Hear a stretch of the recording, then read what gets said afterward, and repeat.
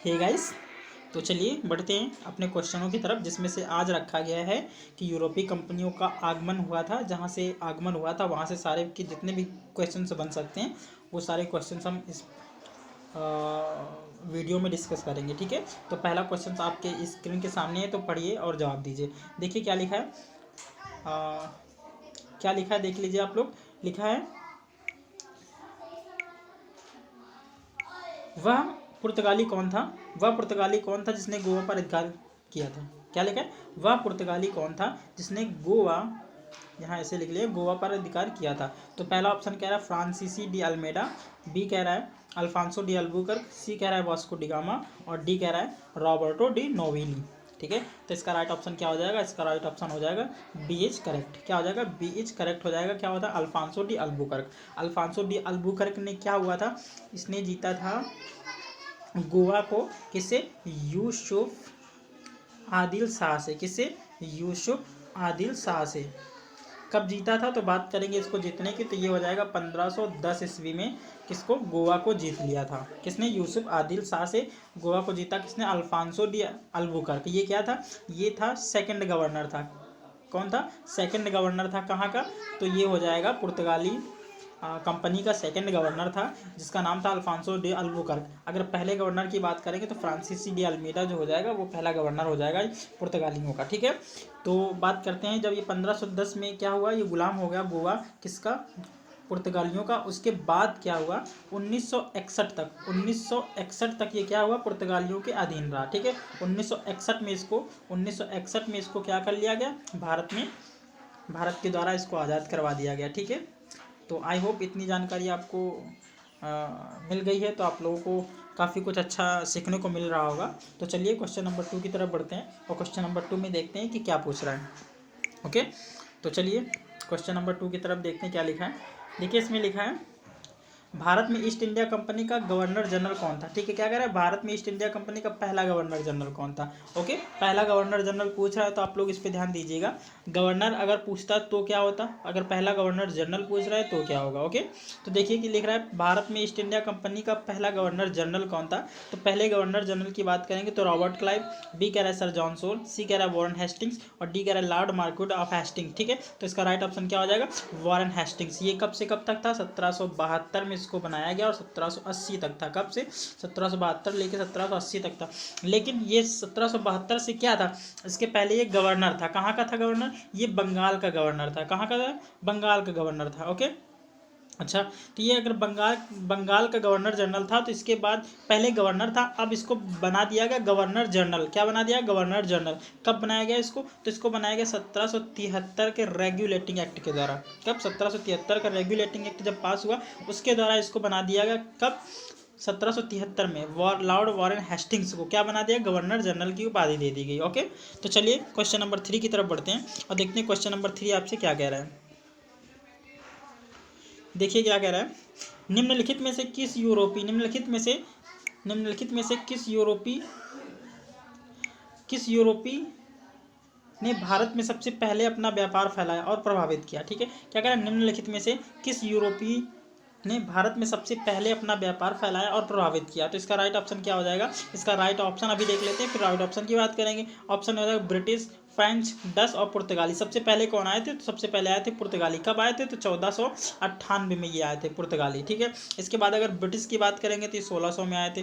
French की बात करेंगे तो ये आए थे, कब आए थे, तो इनकी अगर बात करेंगे 1664 में आए थे। और डच की बात करेंगे तो ये 1602 में आए थे। कब आए थे, 1602 में आए थे। ओके, तो चलिए पूरा जानकारी मिल गई आपको, तो देखते हैं आगे क्वेश्चन नंबर 4 की तरफ। तो क्वेश्चन नंबर 4 आपसे क्या कह रहा है, और क्वेश्चन नंबर 4 के देखते हैं। लिखा है, भारत तक समुद्री मार्ग की खोज की गई थी, किसके द्वारा की गई थी। देखिए ऑप्शन लिखा है, डचों द्वारा, अंग्रेजों द्वारा, पुर्तगालियों द्वारा या फिर फ्रांसीसियों द्वारा। तो सब आप लोगों को पता है कि भारत में जो समुद्री मार्ग की खोज हुई थी किसके द्वारा हुई थी, सबसे पहले कौन आया था, तो सबसे पहले आया था पुर्तगाली। जिसका नाम था, जिसने किया था उसका नाम क्या था, तो उसका नाम था वास्को डी गामा। ठीक है, क्या नाम था उसका, वास्को डी गामा। ठीक है, ये पहला नाविक था जिसने भारत की खोज की थी। कब की थी, तो 1498 ईस्वी में। ओके, क्वेश्चन नंबर 5 की तरफ बढ़ते हैं। क्वेश्चन नंबर 5 देखते हैं और क्वेश्चन नंबर 5 आपसे क्या पूछ रहा है उसको हल करने की कोशिश करो। ठीक है, देखिए लिखा है, ब्रिटिश भारत ने लिखा है ब्रिटिशों ने भारत में सूरत में अपनी पहली फैक्ट्री स्थापित करने की अनुमति किससे ली थी, ठीक है, किससे प्राप्त की थी। तो ओके देखिए अकबर लिखा है, अकबर से, जहांगीर से, शाहजहां से और औरंगजेब से। तो अगर आपको ईयर पता होगा तो आप इस क्वेश्चन को क्या कर लोगे, बहुत ही जल्दी से इसको सॉल्व कर लोगे, ठीक है। देखिए अकबर क्या था, ये 1556 में बनाया गया, इसको राजा बनाया गया, मुगल बादशाह। और ये कब तक रहा, 1605 ईस्वी तक रहा, ठीक है। तो 1605 ईस्वी तक रहा। तो कंपनी जो थी वो भारत में अंग्रेजों की पहली कंपनी जो थी वो कब खोली गई थी, तो ये खोली गई थी 1615 ईस्वी में। कब, 1615 ईस्वी में, ठीक है। तो 1615 ईस्वी में, और दूसरी 1615 में थी, और पहली जो थी वो पहली थी 1613 ईस्वी में। कब थी, पहली थी 1613 ईस्वी में। अगर 1613 की बात करेंगे तो 1613 के पहले भारत में जो मुगल बादशाह था वो कौन था, तो मुगल बादशाह 1605 से, देखिए 1605 में अकबर की क्या होता है, अकबर की मृत्यु हो गई। तो इसका पुत्र जहांगीर जो था 1605 से लेके 1627 तक, कब से लेके 1605 से लेके 1627 तक ये क्या बना, मुगल बादशाह बना। तो 1605 और 27 के बीच में जितने भी काम होंगे वो सब कौन कराएगा, वो जहांगीर करवाएगा। तो इसका मतलब एग्जैक्टली करेक्ट आंसर क्या हो जाएगा, जहांगीर हो जाएगा, ठीक है। तो चलिए बढ़ते हैं क्वेश्चन नंबर 6 की तरफ, और 6 में देखते हैं क्या पूछ रहा है। देखिए लिखा है भारत के समुद्री मार्ग की खोज किसने की थी, भारत के समुद्री मार्ग की खोज किसने की थी। तो आपको क्या अभी मैं बता चुका हूँ, तो आप क्या बताएंगे, कोलंबस, मैगलस, वास्को डिगामा और टॉमस मूर। इसका राइट ऑप्शन क्या हो जाएगा, इसका राइट ऑप्शन हो जाएगा C is correct, Vasco da Gama. Okay चलिए क्वेश्चन नंबर 7 की तरफ देखते हैं। क्वेश्चन नंबर 7 क्या कह रहा है, देखिए लिखा है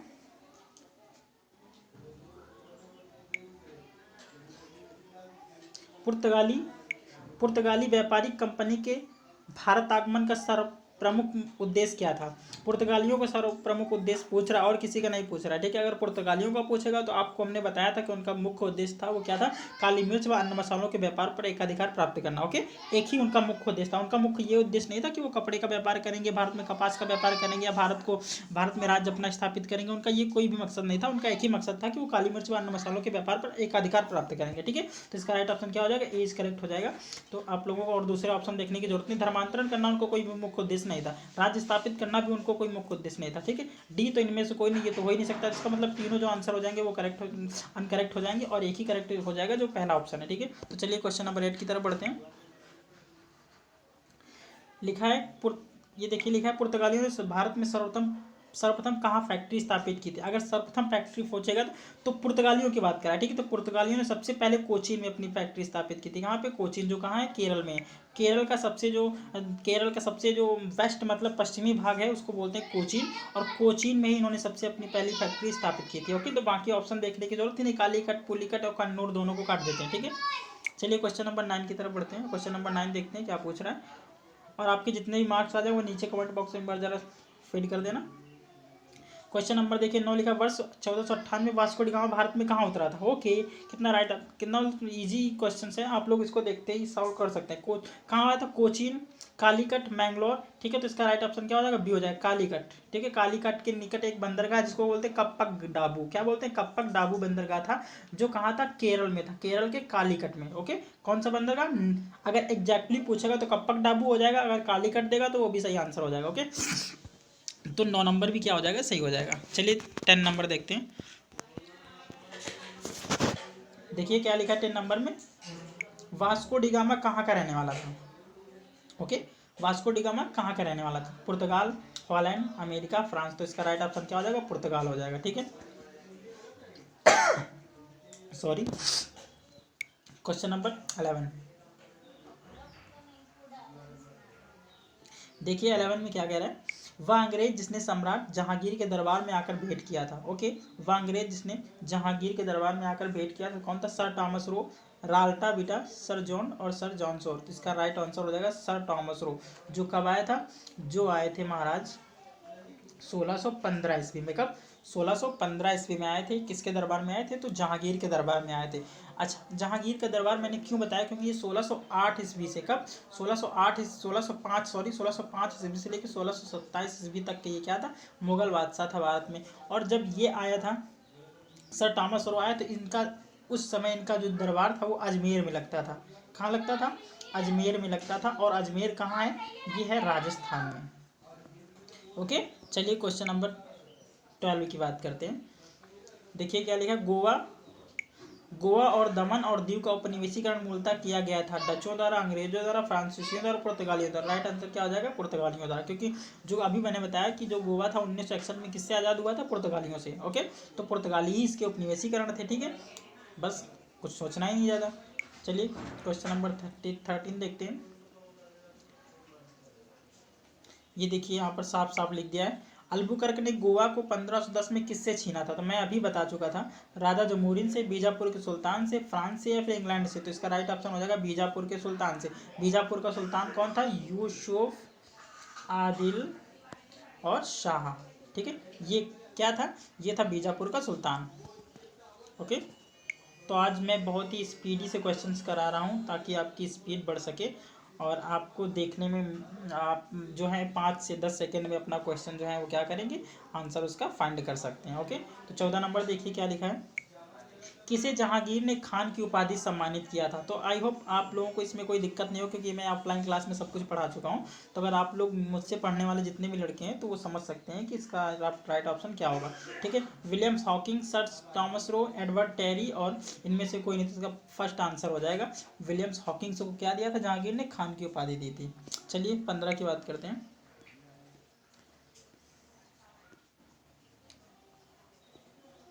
देखिए क्या पूछ रहा है, किस पुर्तगाली गवर्नर ने नीले पानी की नीति अपनाई थी? नीले पानी की नीति जो है वो किस पुर्तगाली गवर्नर ने अपनाई थी? तो इसका राइट आंसर सीधा हो जाएगा, क्या हो जाएगा? Alfonso de Albuquerque. ठीक है, इसने क्या किया था? नीले पानी की नीति अपनाई, जिसको बोलते हैं ब्लू वाटर पॉलिसी। क्या बोलते हैं? Blue water policy. इसमें क्या था? ब्लू वाटर पॉलिसी में इसने क्या किया था? समुद्र में, ठीक है, अफ्रीका के एकदम नीचे है, अफ्रीका के जो दक्षिण अफ्रीका वाला निचला एकदम भाग है, यहाँ पे इसने अपने इंटरलोपर्स छोड़ दिए। इंटरलोपर्स का मतलब होता है समुद्री लुटेरे छोड़ देना। समुद्री लुटेरे का मतलब होता है कि भारत से केवल यही व्यापार कर पाएंगे और इसके अलावा अगर कोई भी यूरोपीय आएगा तो उसको ये यहीं मार देते थे, यहीं इनको गिरा देते थे और इन्हीं से बाद इनका जितना भी माल था, जितना भी जहाज वगैरह में जो भी लेके आते थे वो यहीं पर इनका छीन लेते थे। ठीक है, तो ये इंटरलोपर्स हो गया, इसी को बोलते हैं ब्लू पानी की संधि, मतलब नीले पानी की संधि, इसको बोलते हैं ब्लू वाटर पॉलिसी। चलिए 16 नंबर देखते हैं।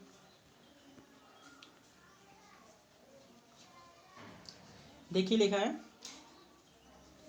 किसे भारत में पुर्तगाली साम्राज्य का वास्तविक संस्थापक कहा जाता है? ओके, कोई दिक्कत नहीं, अल्फांसो डी अल्बुकर्क हो जाएंगे। ठीक है, क्योंकि फ्रांसीसी डी अल्मीडा था, ये पहला गवर्नर था, इसने कुछ खास नहीं किया था। इसने बस क्या किए थे? इसने लक्षद्वीप में किलों का निर्माण चालू किया। भाई भारत यहाँ है, लक्षद्वीप यहाँ है, पानी से समुद्रों में द्वीप है, तो भारत से कौन यहाँ पे जाएगा? हमें कोई ये बता दे। अगर भाई भारत यहाँ है तो भारत से पानी में चल के कौन जाएगा? भारत के लोग अपने दिल्ली तो आने में इतना कतराते हैं, दिल्ली तो इतनी दूर है कि पानी से चल के कौन कहाँ जाएगा। रही बात केरल वालों की, तो केरल वाले जा सकते हैं, लेकिन अगर केरल को ही देखना था तो भारत को प्रसन्न करने के लिए अल्मीडा क्यों आया था? इसको अगर किला बनवाना ही था तो यहाँ भारत में कहीं बनवाता, इसने लक्षद्वीप में बनवाए थे, इसलिए इसको क्या हुआ? ज़्यादा फर्क नहीं पड़ा। इसको पुर्तगालियों ने क्या किया? हटा के अल्फांसो डी अल्बुकर्क को बिठा दिया। अल्बुकर्क ने पुर्तगालियों को काफ़ी खुश रखा और ये भारत को भी खुश रखने में इसने अपनी पूरी सफलता प्राप्त कर ली। तो ये पहला गवर्नर था जो वास्तविक संस्थापक था। कहाँ का? भारत में पुर्तगाली साम्राज्य का। ओके, 16 नंबर अभी मैं पढ़ा चुका हूँ। ठीक है, इसमें कोई दिक्कत नहीं है, आप लोग क्वेश्चन में नीचे रिप्लाई कर देना। ठीक है, 17 में क्या लिखा? अल्बुकर्क ने बीजापुर के सुल्तान से गोवा को छीना। यूसुफ आदिल शाह, अली आदिल शाह, मोहम्मद आदिल शाह और इनमें से कोई नहीं। तो इसका करेक्ट आंसर क्या है? आप लोग ये कमेंट बॉक्स में दे देना जरा। देखिए 18 में बता रहा हूँ, पुर्तगाली उपनिवेश का प्रथम गवर्नर भारत में कौन था? प्रथम गवर्नर की बात करेगा। मैंने यहाँ ये नहीं पूछा है कि वास्तविक संस्थापक कौन था, यहाँ पर प्रथम गवर्नर पूछा है तो अल्मीडा हो जाएगा। कौन हो जाएगा? अल्मीडा हो जाएगा। ओके, चलिए 19 नंबर की बात करते हैं। देखिए 19 क्या कह रहा है, निम्नलिखित में से किस अंग्रेज ने पुर्तगालियों को सवाली, इसमें सौली नहीं है सॉरी, इसमें सवाली का ये जो लिखा है ये हो जाएगा, सवाली के स्थान पर हराया था? William Hawkins, Thomas Best, Thomas Roe, Josiah. तो इसको क्या बताएंगे? सवाली के युद्ध में किसने आया था? विलियम हॉकिंग्स ने या थॉमस बेस्ट ने? तो इसका विलियम हॉकिंग्स क्या हो जाएगा? राइट आंसर हो जाएगा। चलिए आगे बढ़ते हैं। 20 नंबर ये लास्ट क्वेश्चन है, आई होप, हाँ ये लास्ट क्वेश्चन है, तो आप लोग इसका जवाब जरा दे के जाना। ठीक है, क्या लिखा है देखिए, भारत में फ्रांसीसियों ने अपना सबसे पहला कारखाना निम्न में से कहाँ खोला था? ठीक है, तो फ्रांसीसियों ने सबसे पहला कारखाना अपना खोला था सूरत में। ओके, कहाँ हो जाएगा? सूरत। ए इज राइट ऑप्शन हो जाएगा। ठीक है, तो आप लोगों को वीडियो कैसा लगा आप लोग नीचे कमेंट बॉक्स बताएं। मैंने ज़्यादा एक्सप्लेन करने की कोशिश नहीं की है, ठीक है। अगर एक्सप्लेन करता तो कम से कम 3-4 घंटे हिंदी में बीत जाता, ठीक है। तो मैंने ज़्यादा एक्सप्लेन करने की कोशिश नहीं किया है, मैंने सिर्फ स्पीड में आपको क्वेश्चंस कराएं, 20 क्वेश्चन कराएं, और शायद अभी 10-15 मिनट हुए होंगे, ठीक है। तो 10-15 मिनट में आपको 20 क्वेश्चन कराना ही स्पीडी हो गया, ठीक है। तो आप लोग इसके कमेंट बॉक्स में दे देना कि अगर आपके 20 नंबर में से 10 आए तो 10 लिख देना, 20 में से अगर 15 आए तो 15 लिख देना, ओके। तो चलिए नेक्स्ट वीडियो में मिलते हैं, तब तक के लिए बाय, टेक केयर।